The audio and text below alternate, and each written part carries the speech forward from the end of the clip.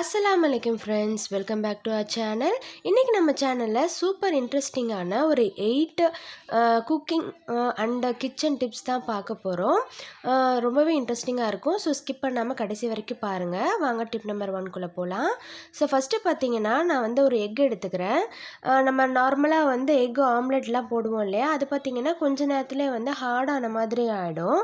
நம்ம வந்து ஸ்கூல் காலேஜஸ்க்கெலாம் கொடுத்து விடும் போது அது சாப்பிடும் போது மாதிரி ட்ரை ஆகிடும்.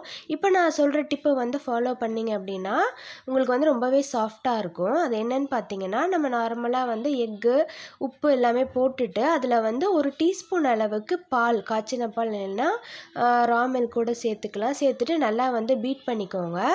எப்பயும் போல் வந்து நல்லா பீட் பண்ணிவிட்டு இதை வந்து நம்ம ஃப்ரை பண்ணிக்கலாம். இப்போ நம்ம எப்பயுமே பண்ணுற மாதிரி முட்டை ஆம்லேட் போடுற மாதிரி எண்ணெய் ஊற்றிட்டு ஆம்லேட் போட்டு நம்ம வந்து எடுத்துக்கலாம். ஸோ இப்படி பண்ணும்போது பார்த்திங்கன்னா நம்ம ஆம்லேட் வந்து ரொம்ப நேரத்துக்கு நல்லா சாஃப்டாக இருக்கும், காஞ்சி போன மாதிரி இருக்காது. ஸ்கூல் இல்லைனா ஆஃபீஸ்க்கு கூட வந்து இந்த மாதிரி நம்ம கொடுத்து விடலாம். ஸோ கண்டிப்பாக இந்த டிப் வந்து ட்ரை பண்ணி பாருங்கள். ஸோ வாங்க டிப் நம்பர் 2க்கு போகலாம். டிப் நம்பர் 2 பார்த்திங்கன்னா, நம்ம வந்து புளி வந்து இந்த மாதிரி வந்து நிறையா வந்து வாங்கி ஸ்டோர் பண்ணுவோம். ஸோ அப்படி பண்ணும்போது பார்த்திங்கன்னா இது அப்படியே வந்து ஜாடிக்குள்ளே இல்லைனா கண்டெய்னருக்குள்ளே வந்து போட்டு வைப்போம். நம்ம எடுக்கிறதுக்கு வந்து ரொம்ப கஷ்டமாக இருக்கும். அந்த டைம் கொஞ்சம் வந்து பிடிக்கிற மாதிரி இருக்கும். ஸோ இப்போ நான் சொல்கிற டிப்பு ஃபாலோ பண்ணுங்கள், ரொம்பவே ஈஸியாக இருக்கும். என்னென்னு பார்த்தீங்கன்னா, ஒரு லெமன் சைஸ் அளவுக்கு வந்து அந்த புளி எல்லாத்தையுமே வந்து நம்ம பிடிச்சி வச்சுக்கலாம். ஸோ இந்த மாதிரி பண்ணும்போது பார்த்திங்கன்னா நம்ம டக்குன்னு நம்ம வந்து சமைக்கும் போது எடுத்து புளி ஊற போடும் போது பார்த்திங்கன்னா அப்படியே வந்து ஒரு பால் மட்டும் எடுத்து வந்து நம்ம ஊற போட்டுக்கலாம். நம்ம நிறைய குவான்டிட்டி வைக்கிற மாதிரி இருந்தோன்னா அதுலேருந்து 2 பால் வந்து எடுத்துக்கலாம். இந்த டிப் வந்து எனக்கு ரொம்பவே வந்து யூஸ்ஃபுல்லாக இருக்குது.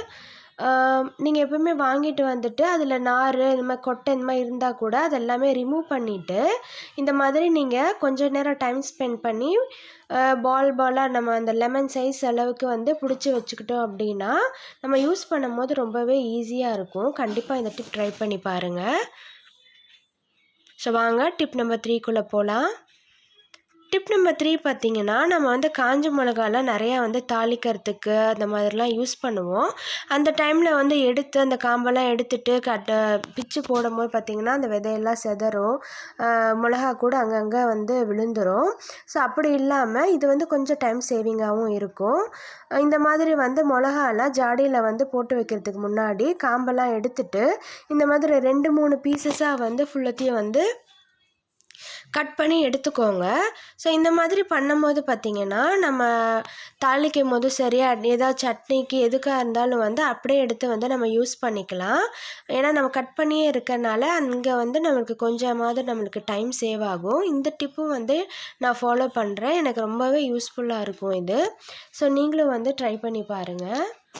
நெக்ஸ்ட் டிப் பார்த்திங்க அப்படின்னா, நம்ம வந்து மத்தியானம் வந்து ரைஸ் வந்து குக் பண்ணியிருப்போம். அதில் ஏதாவது கொஞ்சமாச்சும் எப்பயாச்சும் லெஃப்ட் ஓவராக இந்த மாதிரி இருக்கும். ஸோ அப்படி இருக்கும்போது பார்த்திங்கன்னா இந்த நான் செஞ்சு காமிக்கக்கூடிய இந்த ரெசிபி வந்து ட்ரை பண்ணி பாருங்கள். ரொம்ப டேஸ்ட்டாக இருக்கும். எங்கள் வீட்டில் வந்து எல்லாருக்குமே இது ரொம்ப பிடிக்கும்.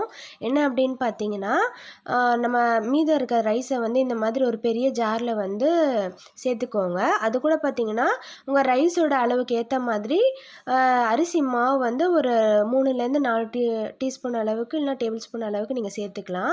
சேர்த்துட்டு அதுக்கு தேவையான அளவுக்கு உப்பு சேர்த்துக்கோங்க. அது கூடவே பார்த்திங்கன்னா மஞ்சத்தூள் கொஞ்சமாக சேர்த்துக்கோங்க. சேர்த்துட்டு இதை வந்து நல்லா வந்து லைட்டாக தண்ணி தெளித்து நம்ம வந்து கிரைண்ட் பண்ணி எடுத்துக்கலாம். இந்த மாதிரி பேஸ்ட் மாதிரி ஆகிடுச்சு. இதை வந்து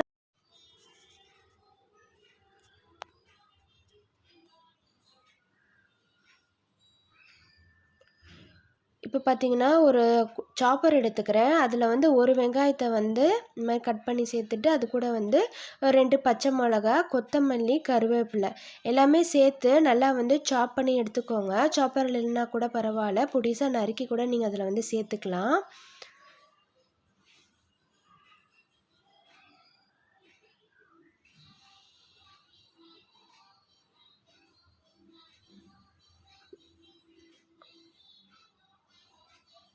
ரொம்ப வந்து நான் ஃபைனாக அரைக்கலை, ஓரளவுக்கு தான் அரைச்சிருக்கேன். ஸோ இதை வந்து நல்லா வந்து எல்லாம் கலந்து வர மாதிரி இந்த மாதிரி பெனஞ்சு எடுத்துக்கலாம். ஒரு சப்பாத்தி மாவு மாதிரி இருக்கும் பார்க்குறதுக்கு.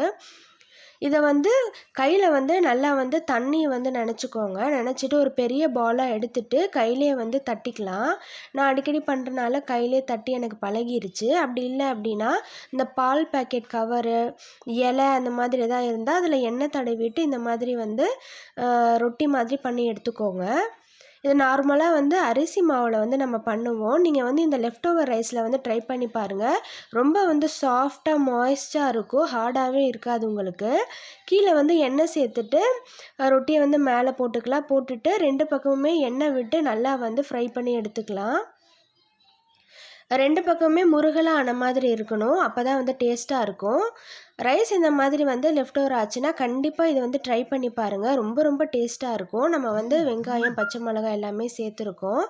உள்ளே சாஃப்டாகவும் வெளியே கிறிஸ்பியாகவும் இருக்கும். கண்டிப்பாக ட்ரை பண்ணி பாருங்கள். நெக்ஸ்ட் டிப்குள்ளே போகலாம். நெக்ஸ்ட் டிப் பார்த்திங்கன்னா எல்லாருக்குமே ரொம்பவே யூஸ்ஃபுல்லான ஒரு டிப் தான். கண்டிப்பாக வந்து பாருங்கள். இந்த மாதிரி ஒரு வாட்டர் பாட்டில் அந்த மாதிரி நம்மக்கிட்ட வீட்டில் வந்து கண்டிப்பாக வந்து இருக்கும். ஸோ அதை வந்து இந்த மாதிரி நான் கட் பண்ணிக்கிறேன். அந்த மேலே இருக்க டாப்பில் இருக்க போர்ஷனை மட்டும் இந்த மாதிரி கட் பண்ணி நான் வந்து எடுத்துக்கிறேன். ஸோ இந்த மாதிரி 2ஆக கட் பண்ணி எடுத்துக்கலாம். எடுத்துகிட்டு அந்த கேப் வந்து நம்ம தேவையில்லை. இந்த 2ம் தான் நம்மளுக்கு வந்து தேவை. ஸோ இப்போ பார்த்திங்கன்னா இந்த டாப் போர்ஷனை வந்து இந்த மாதிரி திருப்பி நான் வந்து போட்டுக்கிறேன். போட்டுட்டு நம்ம வந்து பாத்திரம் கழுவுற ப்ரெஷ்லாம் இருக்கும் இல்லையா, அதெல்லாம் வந்து பாத்திரம் கழுவிட்டு இதில் வந்து நம்ம போட்டு வச்சுக்கலாம். ஸோ இப்படி பண்ணும்போது பார்த்திங்கன்னா அந்த தண்ணி எல்லாமே இதில் ட்ரெயின் ஆகிடும். நம்ம பாட்டில் கூட மாற்றிக்கலாம். நம்மளுக்கு வந்து அந்த லிக்விட் வந்து ஃப்ரெஷ்ஷாகவே இருக்கும். வாங்க நெக்ஸ்ட் டிப் பார்க்கலாம். நெக்ஸ்ட் டிப் பார்த்திங்கன்னா நம்ம இந்த மாதிரி மிளகாத்தூள், மஞ்சத்தூள், குழம்புத்தூள்லாம் நிறையா வந்து அரைச்சி வச்சுருப்போம். ஸோ அதெல்லாம் சீக்கிரமாக பூச்சி பிடிக்காமல் இருக்கணும்னா இந்த மாதிரி சால்ட்டு வந்து ஒரு டீஸ்பூன் அளவுக்கு சேர்த்துட்டு நல்லா வந்து அதை கலந்து விட்டுக்கோங்க. நான் வந்து மேலாப்பில் தான் கலக்கிறேன். நான் வந்து இந்த பாக்ஸில் போட்டு வைக்கும் போதே உப்பு போட்டு நல்லா வந்து கலந்து வச்சுட்டேன். இப்போ வீடியோக்காக கலந்து நான் காட்டுறதுக்காக தான் இப்போ வந்து மேலாப்பில் மட்டும் நான் வந்து கலந்துக்கிறேன். ஸோ இந்த மாதிரி பண்ணிங்கன்னா ரொம்ப நாளைக்கு வந்து உங்கள் பவுடர்லாம் வந்து பூச்சி வராமல் நல்லாவே ஃப்ரெஷ்ஷாக இருக்கும். ஸோ இந்த மாதிரி நல்லா வந்து கலந்து விட்டுக்கிட்டேன். கலந்து பார்த்திங்கன்னா மூடுறதுக்கு முன்னாடி மேலே வந்து அந்த உப்பை வந்து லைட்டாக வந்து தூவி விட்டுக்கோங்க. தூவி விட்டுட்டு இப்போ நம்ம வந்து ஸ்டோர் பண்ணி வச்சோம் அப்படின்னா நம்ம பவுடர்ஸ் வந்து எப்போவுமே வந்து ஃப்ரெஷ்ஷாக இருக்கும். கண்டிப்பாக அந்த டிப் வந்து ட்ரை பண்ணி பாருங்கள்.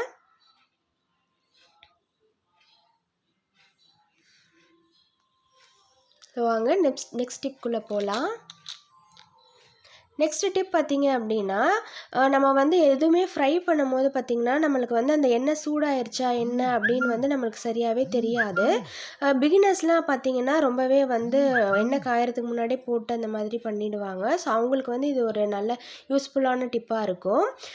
எண்ணெய் காயும் போது பார்த்திங்கன்னா இந்த மாதிரி உட்டன் ஸ்பூன் வச்சு நீங்கள் வந்து செக் பண்ணி பாருங்கள். இப்போ நம்ம ஃபஸ்ட்டு விடும்போது பார்த்திங்கன்னா ரொம்ப லைட்டான சூடில் தான் இருந்துச்சு. இப்போ நான் வந்து வைக்கிறேன் பாருங்க.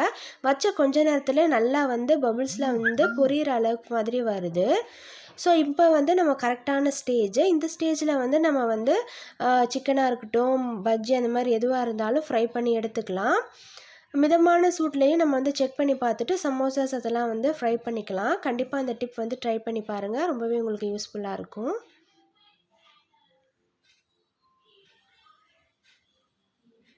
வாங்க நெக்ஸ்ட் டிப்குள்ளே லாஸ்ட் டிப்குள்ளே போகலாம். நம்ம வந்து நார்மலாகவே இந்த சிக்கனு, ஃபிஷ்ஷு இல்லைன்னா பஜ்ஜி அதெல்லாம் போடும்போது கை வந்து நல்லா மசாலாவில் வந்து பெரட்டி எடுப்போம். ஃபுல்லாக மசாலா இறங்கணும் அப்படிங்கிறதுக்காக. ஸோ அப்படி பண்ணும்போது பார்த்திங்கன்னா நம்ம வந்து ஹேண்ட் வாஷ்லாம் போட்டு கழுவுனா கூட கையில் வந்து அந்த ஒரு எரிச்சல் வந்து இருந்துகிட்டே இருக்கும். ஸோ அதுக்கு வந்து நான் ஒரு சூப்பரான டிப்ஸ் சொல்கிறேன். கையை வந்து நல்லா ஹேண்ட் வாஷ் போட்டு கழுவிக்கோங்க. கழுவிட்டிங்கன்னா அந்த மசாலா ஸ்மெல்லெல்லாம் போயிடும். போனதுக்கப்புறம் இந்த மாதிரி வந்து கோல்கேட் பேஸ்ட்டை வந்து கையில் கொஞ்சமாக தடவிட்டு கை ஃபுல்லாக இந்த மாதிரி ரப் பண்ணிக்கோங்க. ஃபுல்லாக வந்து ரப் பண்ணிவிட்டு நான் இப்போ வந்து வாஷ் பண்ணிவிட்டு வந்துடுறேன். ரப் பண்ணிவிட்டு நல்லா வாஷ் பண்ணதுக்கப்புறம் பார்த்திங்கன்னா கையில் வந்து அந்த இச்சினஸ் வந்து கண்டிப்பாக இருக்கவே இருக்காது. கண்டிப்பாக ட்ரை பண்ணி பாருங்கள். ஸோ இந்த டிப்ஸ் எல்லாமே உங்கள் எல்லாத்துக்கும் ரொம்பவே பிடிச்சிருக்கும் அப்படின்னு நம்புகிறேன். பிடிச்சிருந்தால் லைக் பண்ணுங்கள், கமெண்ட் பண்ணுங்கள். கண்டிப்பாக சேனலை வந்து சப்ஸ்கிரைப் பண்ணுங்கள். நெக்ஸ்ட் இதே மாதிரி ஒரு இன்ட்ரெஸ்டிங்கான வீடியோவில் வந்து உங்களை மீட் பண்ணுறேன். அது வரைக்கும் பாய்.